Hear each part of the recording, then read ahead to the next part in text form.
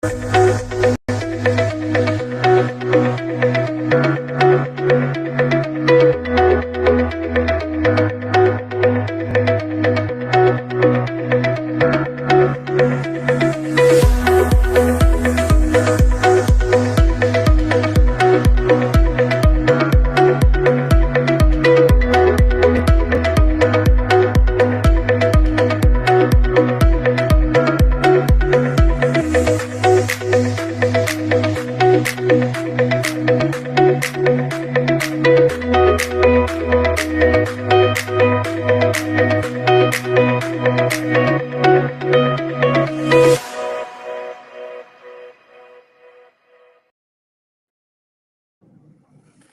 guys, welcome back to the Holy Shiftball podcast.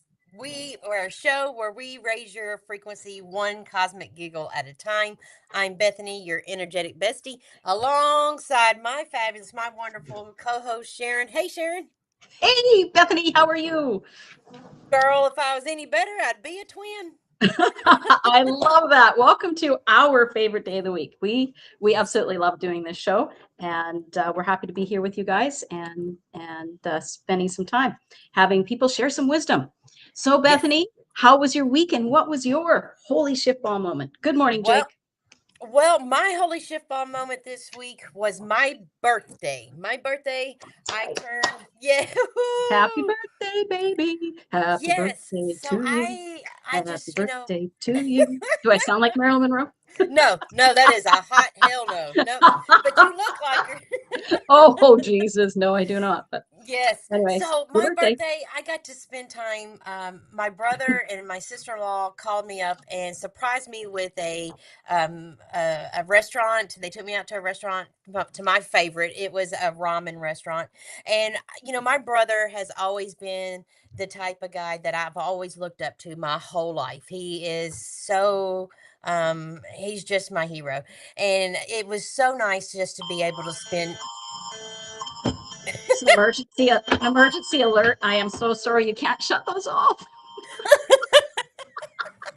I am so sorry. I Well, did not that's know that was going to confirmation. happen. That's confirmation of how magical my time with my It's an brother was. emergency alert, baby. Yep. Yes, so we got to spend time, and it was just really, really great to hear everything that's going on in him and my sister-in-law's life, and just to have that one-on-one time for him and I to share. So I just really, it made my whole birthday, and then. Also, Memphis is still has like a quarter inch thick ice. The kids are still out of school. So all of the Wow. How long has that been now that they're out of school?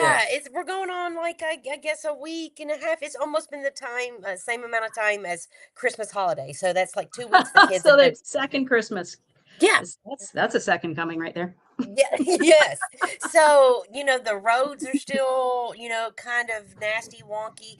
And, so yeah, that's my holy ship ball. Nothing big, nothing, dramatical, but it was all Oh, about sharing my heart and being around the people that I love the most. So, oh, yes, that's beautiful. yes. So, Beautiful. Sharon, I Yeah. have to know, what Oh, was your holy Jesus. ship ball Okay. Well, moment? mine's a little bit weirder. Yours was about love and beautiful. Mine is about, have you noticed any any energy shifts? Like I know you do, I know you would because you're all about energy, frequency, and vibration. But this planetary roommate drama is driving me bonkers because one day you're like, woo, life is good, you're on fire, you're getting everything done, and woo, you're knocking it out of the park. The next day, don't talk to me. I'm going to stay in bed. I don't want to see anybody. I don't want to be around anybody. What's happening? And it's like, I mean, it's not even PMS week, so that's not the problem. The problem is the planetary shuffle. They're all moving around. It's like a freaking universe apartment swap up there.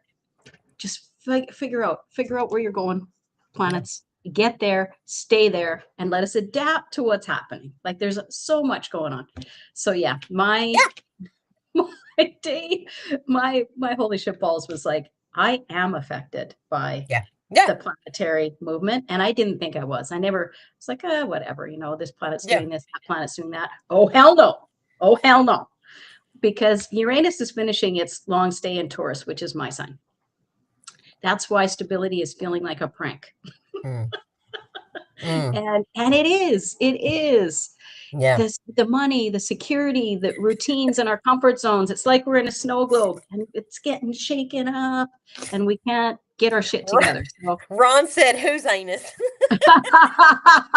Ron. Hey, Danny joined us. Good morning, Danny. Thanks for joining us. Oh, awesome. But hopefully April, this Okay. will all calm down because it's leaving Taurus and going into Gemini. And for 7 or 8 years, which is great because now we'll get to communicate, rethink, innovate, and it'll all be about having purpose, which is Nice. fantastic. But until then, it's like a freaking snow globe. Ugh, It's driving me crazy. I So get it. my holy shift moment was, dang it, those Yeah. planets do affect us. Well, get ready because everything's shifting, shaking, rattling, and rolling. Mhm. You know what I mean? It's just like, holy shift balls. What is next? I'm not shocked about anything. It's just like, just okay. What's next? Well, speaking of what's next, Sharon, who is on our show today? Well, speaking of being shifted, we Yes. have our guest. His name is Jon Sheldon, and he's been kicked in the balls twice by life, once when leaving the Marines and once when leaving corporate America. And both times brought up the question, what am I actually supposed to be doing here? Yeah. Now he helps others answer that question through radical honesty and a refusal to let them stay comfortable. So without further ado, let's bring on Jon Sheldon to the show. Hey, John. Hey, what's going on, ladies? This is awesome already. Well, how are you? What's going on in your world? What has been your holy shift ball moment that has allowed you to absolutely shift everything in your world that has allowed you to do what you do today? Yeah, can we get are we getting real here at the Yeah, moment? we're getting really Okay, real. cool. Maybe.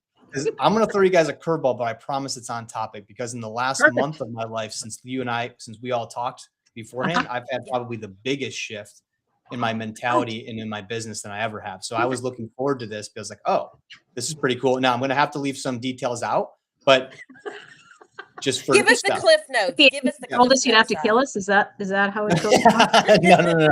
No.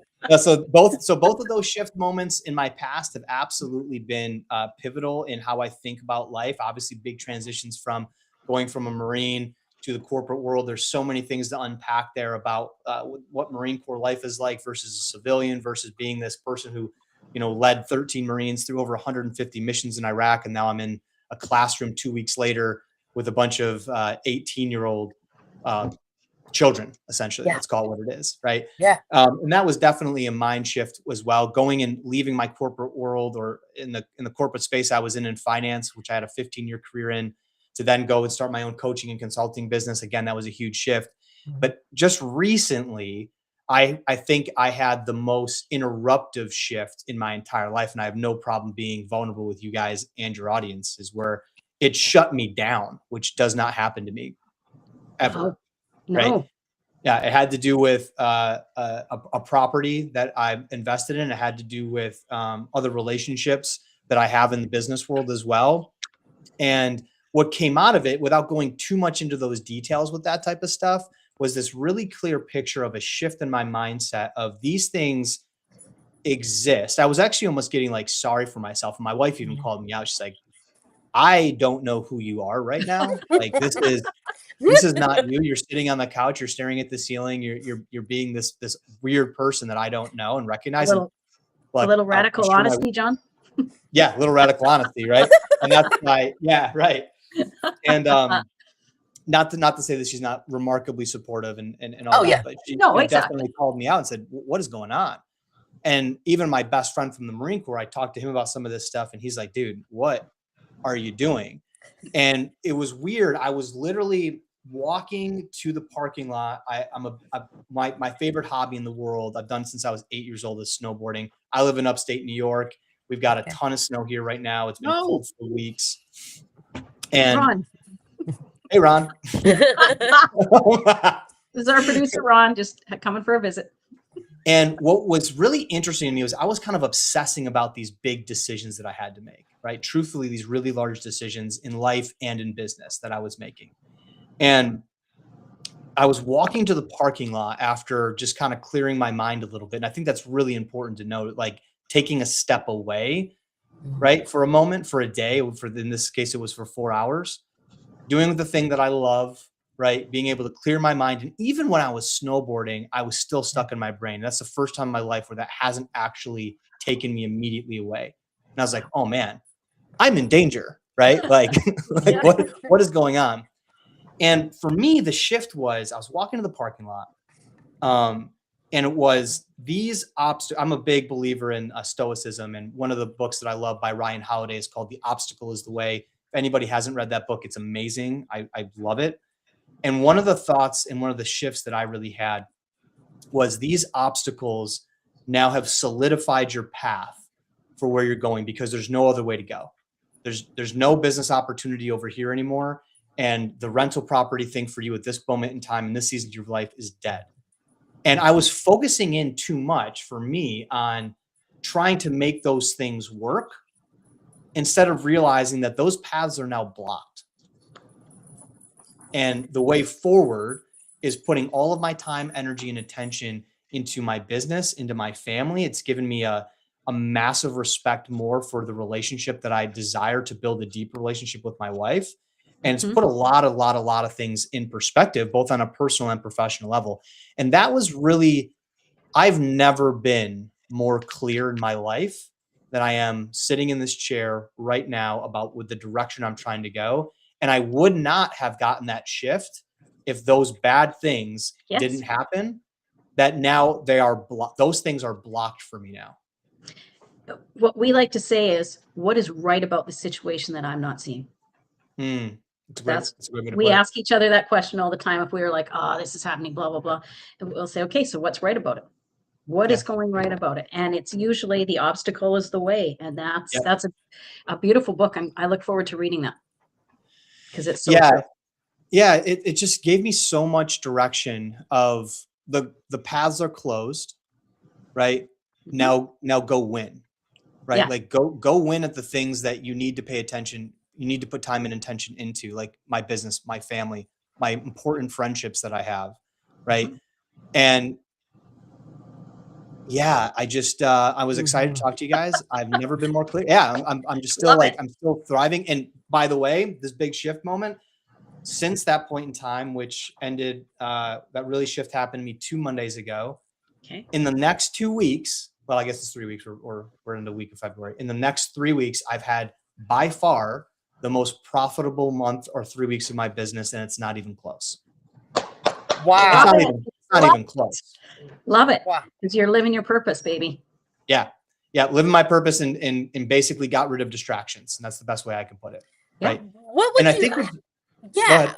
Go ahead. Bethany, please. How do you quiet the mind? How did you find yourself like allowing your mind to just like take control, or how did you get rid of your distractions to focus on what it is that you were truly hoping to receive?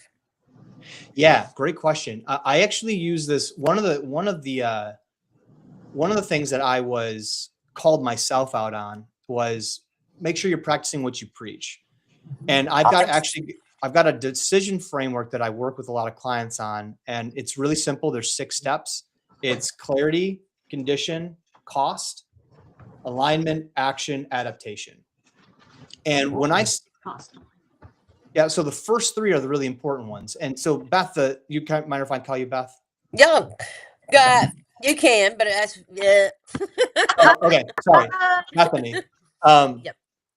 The most important one for me to answer your question was clarity of getting and spending the time, as I call it, to bathe in my fear, which I did. And I think that like the existential crisis that I was put my brain into was actually really important because it forced me to bathe in all the fears that were coming up for me that I had subconsciously just kind of thrown behind me. Right. Let's just move forward. Let's move forward. And then when all of this stuff started coming up, I actually allowed myself to bathe in what I call bathing in your fear. Yes. And by doing that, I got really clear. And then I looked at the condition, which is that next step, and said, okay, where am I going? Where am I going with my family and my business? Right? What should I be focused on? Now, what condition am I in? What environment, tools, people? Like, do I have those now? Do I need those? Were those things that I was so obsessed about, were they serving that condition for my clarity and my Yes. purpose, or were they subtracting from it? Mhm. And in the reality, I had always believed that they were serving. And in a lot of ways they did. In a lot of ways they definitely did. At the time they did. Mhm. Right. Now I realize, as I moved into this next season of my business and my life, that the condition, they didn't need to be there anymore. Yeah. Right.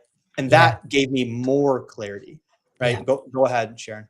So when you say that you had the 2 most profitable weeks in your business and it's really Yep. starting to roll, were these clients there all along and you're just utilizing that, or that all of a sudden the floodgates are open because you're focusing somewhere else, which is allowing new opportunities to come in? The latter. So what was so super surprising to me about that was, before I started my coaching business, I was in sales for, call it what it is, like financial advising. You're selling financial services, you're selling yourself, your business, right? When I moved into the director role, I was doing the same thing, but with people underneath me.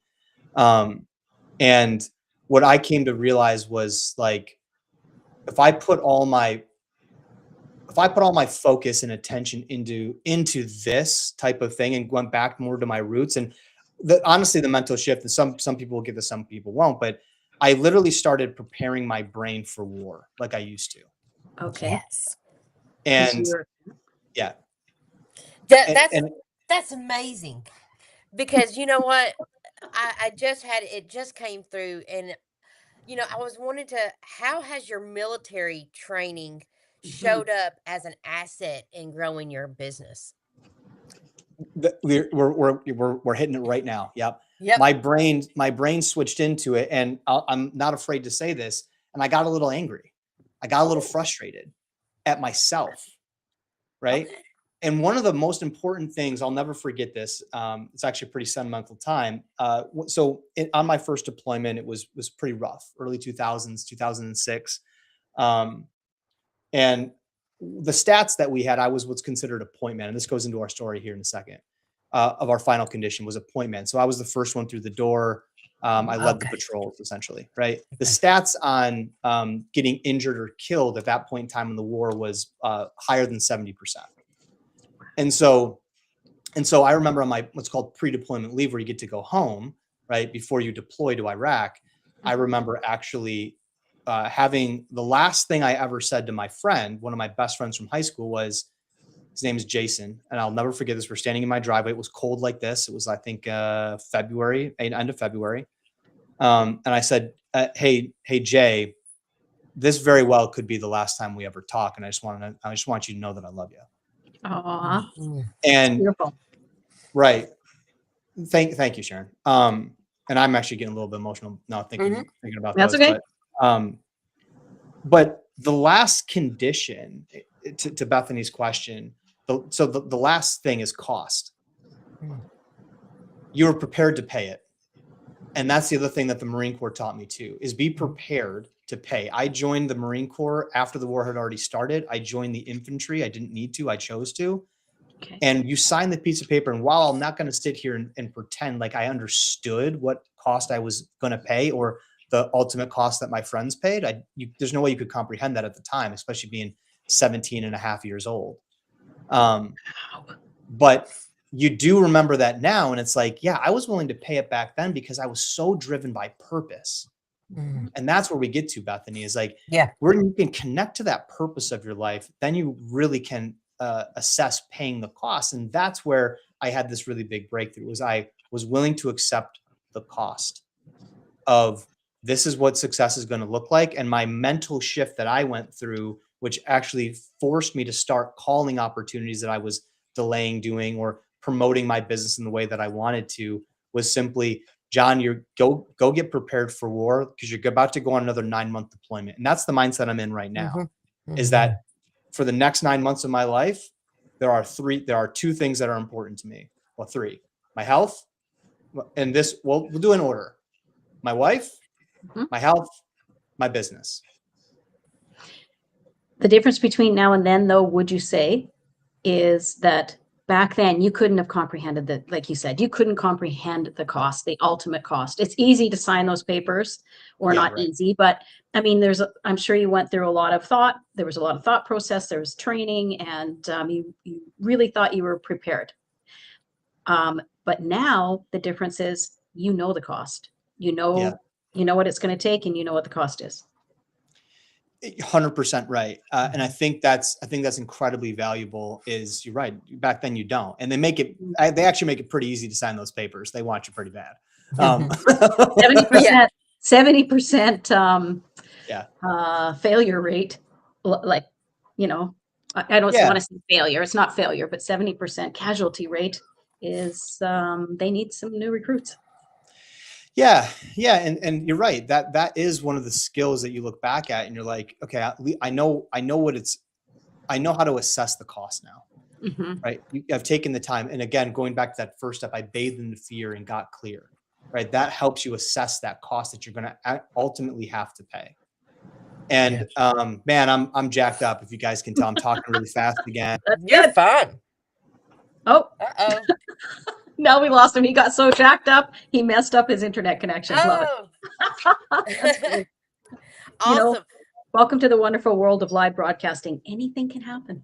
Right. You know, Jon, I've got a great question for you. You know, you help leaders build systems, correct, that scale without losing what matters. What do most people get wrong about scaling their businesses?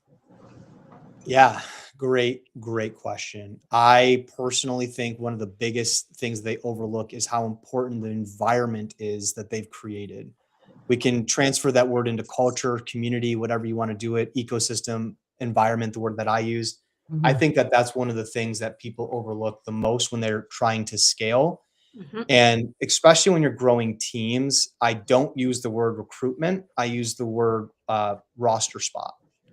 You have only, think of it like a sports team. There's only so many positions. Be very careful with who you allow inside, because the wrong person is poison in the well. One drop destroys the whole batch.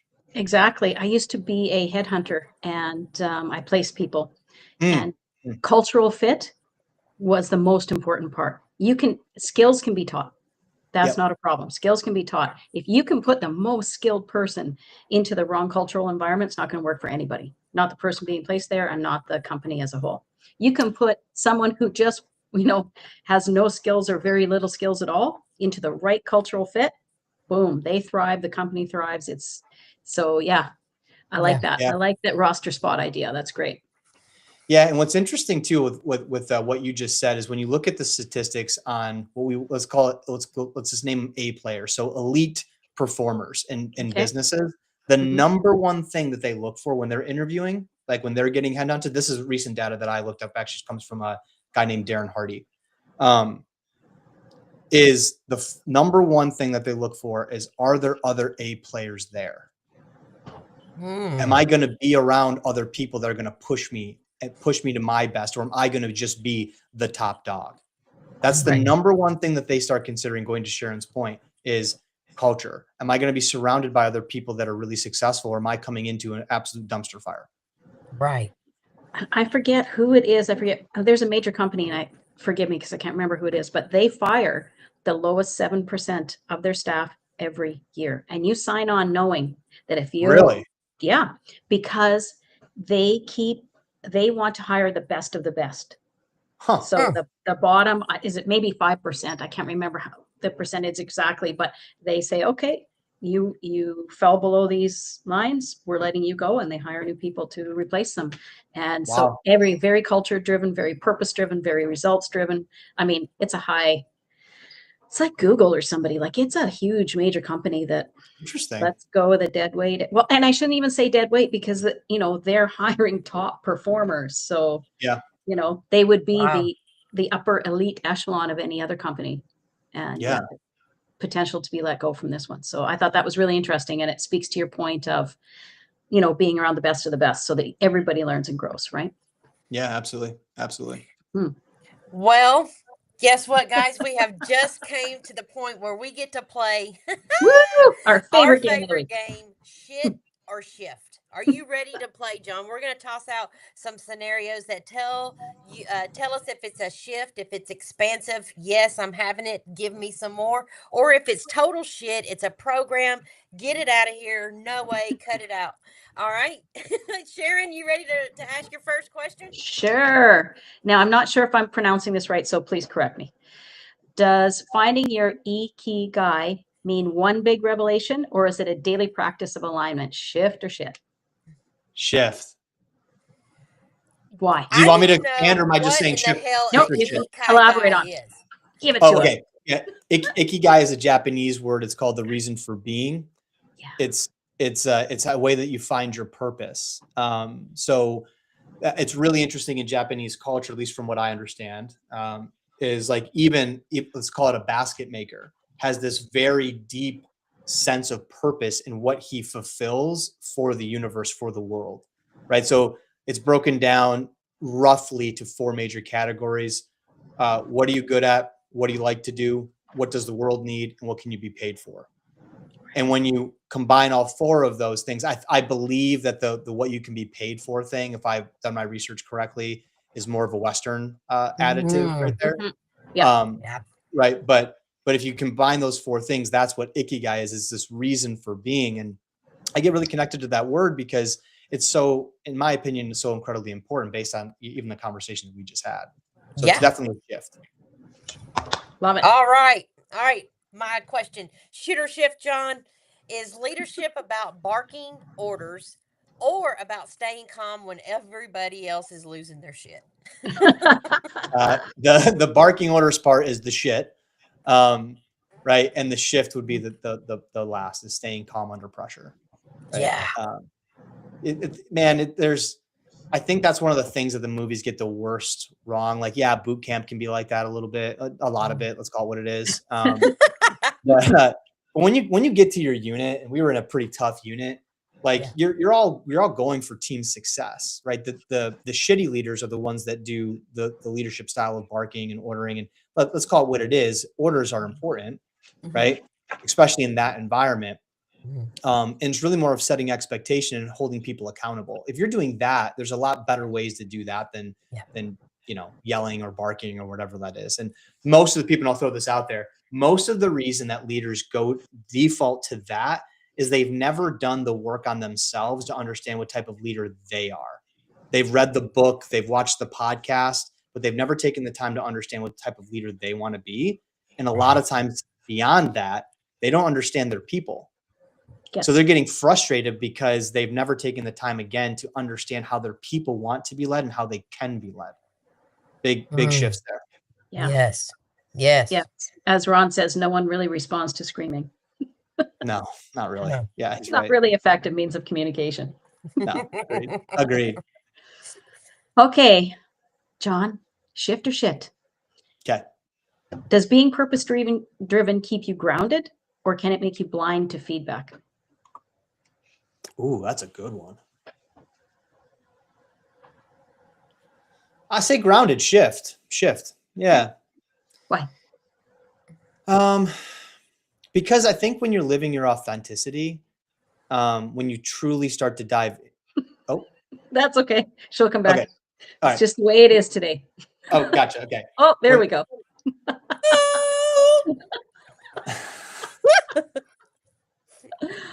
Oh, it's the damn planet. See, I told you at the beginning of the show, the planets are messing everything up. Okay. They're messing with us. Yeah. I think what that really describes is being authentic. Yes. I was listening to this social media probably a couple weeks ago. I think his name is Rick Ross. And one of the things was they asked him a question about his social media stuff. He's like, who do you make these for? And he literally says, I make them for myself. Yeah. And that spoke to me a little bit. It was like, interesting. He's living, and now he's obviously massively successful already, but he's living this purpose-driven, this authenticity about following that purpose at all costs. And that's where we go back to, like, if that doesn't feel right for you and you feel like you're not getting feedback, you might just be surrounded, quite frankly, by the wrong people. Now, not to say that you don't need to have people challenge your ideas. That's incredibly important. Absolutely. Incredibly important. Yes. Right. But sticking to your purpose and sticking to your guns, I think, is important in life, even if it means failure. Mhm. Because you learn the obstacle is the way, right? Mhm. Yep. And if you Yep. do, and this is what I tell clients all the time, and is every client that comes off of a session with me has to come up with their own action step that's going to push them forward. I can't come up with it. Oh, I love that. Well, why? Because if I come up with it for them, what's the easiest excuse in the world to have if they don't want to do it or can't do it? It wasn't my idea anyways. Yeah. Yeah. Brilliant. That is brilliant. Yeah. Yep. Yeah. All right. Shitter Shift John, is real growth about motivation or about radically honest? About being radically honest. Tough. These are good. I've shifted my thoughts on motivation. Can I say that? Yeah, Yes. absolutely. Right. Say whatever you want. I used to be discipline over everything, like shut the F up and just do it. Like that's definitely like that more Marine type of mentality. Like, why do you need so much motivation? And then you think of like, well, why did you join the Marines, dipshit? You were Yeah. motivated, right? Like, Yep. and so I've actually gone through a shift in my brain about the word motivation of used to being a hater on motivation and now thinking that it's absolutely a necessity to get started, right? And I do believe that being radically honest about what actually motivates you is another big shift that people need to take. How many times have I ever gotten on a call with somebody and they refuse, their business owner, their a director, whatever, whoever it is, right? Whatever, it doesn't matter. They never bring up that they're money motivated. Then why are, oh, interesting. Okay, that's really interesting. So would you do this for free? Yeah. If you didn't get a paycheck for 6 months, would you do it for free? No. Okay, great. So it's at least a part of it. Be honest with yourself. And that's a piece of this like radical honesty. My business, I am fortunate that my business by definition helps people, right? Yeah. People pay me to help people. The first word is also incredibly important. People pay me to do that. Yes. Right. I can't pay my mortgage without that. Right. And not getting radically honest about that. And I know this is just one very small example, but not getting radically honest about that motivator is a shift in my opinion. So not a shift. Yes. I think if you asked me this question when we first had our initial conversation, if I was going to be on here or not, and you asked me that, I would have said shit on motivation. I would have. Now in the last 2 months, because I just didn't. I think it was fluffy, kind of horseshit. You know, like rah stuff. You know. But honestly, you can't get discipline without that initial spark. Right. So that's motivation. You can't discipline just doesn't fucking fabricate itself out of thin air. Right. That doesn't, it's not it. It's not a thing. Work. It's not a thing. So you need motivation at some stage. Yeah. Yes. Well, John, I am just absolutely, you have blown us away today. Yes. Love it. If anyone in our audience would love to connect with you, to talk with you, to book a call with you, how would somebody get a hold of you? To have some of your radical honesty. Yes, to get some of that. It's beautiful. It's beautiful. And I'm being super radically honest lately, ladies. So yeah, prepare yourself. No, but so my business name is kind of weirdly spelled. It's, you can look it up, the Battle of Bellawood, if you'd want, but it's you can reach out to me. It's on the screen right now, but easiest way would be either check out my website. My Instagram is also got a lot of videos there. DMs are great. Website is www.belleawood.coach, not com, .coach. And no, it's okay. And my Instagram is Bellawood, so BELLEAUWOOD_coaching. DM me on there. Get on my contact form on my website. Hit me up there. Any way you cut it, I'll definitely respond. And if anybody wants some time on my calendar, 100% open to that. And just to add one more thing, John, I think what's really intriguing about you is that you hold yourself to the highest accountability as that you hold your clients to. I try. Yeah. Thank you, Sharon. Yeah, I try. So he has radical honesty. John has radical honesty with himself, not only with the people that he's coaching. Which is wonderful. That's the way it should be. Yeah. Yeah, I appreciate it. I've got this, you can't really see it. It's a very small, it's actually Morse code. You care if I tell you what it is? It actually means a lot to me. We would love to. I call it the Bellawood Creed. okay, which is my business creed. And it states, because I said I would, I faced my obstacles. They became the way. I learned my enemy. It was me. I learned that I realized that I must die. And so I lived. Yes.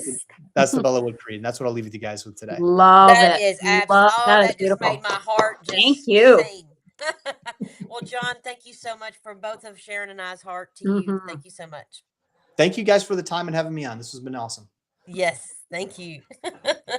Bye, Jon. See ya. Bye-bye. Wow. Wow, Sharon. That was eye-opening. That It was, was.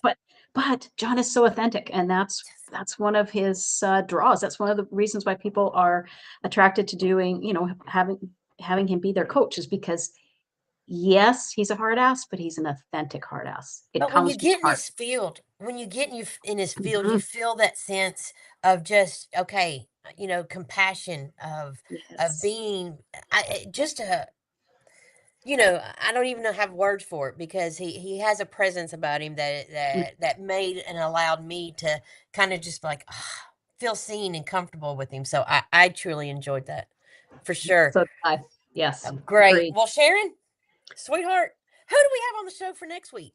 Next week we have Lena Zaffary, a transformational speaker. That too. She needs to teach me how to speak. An intuitive guide whose near-death experience cracked her reality wide open. So get ready for real talk on frequency, consciousness, and what happens when life forces the ultimate holy shift moment. Well, Yeah, girl. it'll be really cool. Well, I am looking forward to it. Well, Sharon, guess what? What? Remember, when life kicks you in the balls, be sure to tune in to your Holy Shiftball podcast, Where we help you turn that. Oh, first I got to learn how to talk. Where we help you turn that shit into a shift. All right. See you next Thursday. Thanks so See you much. next Thursday. Bye. Bye-bye.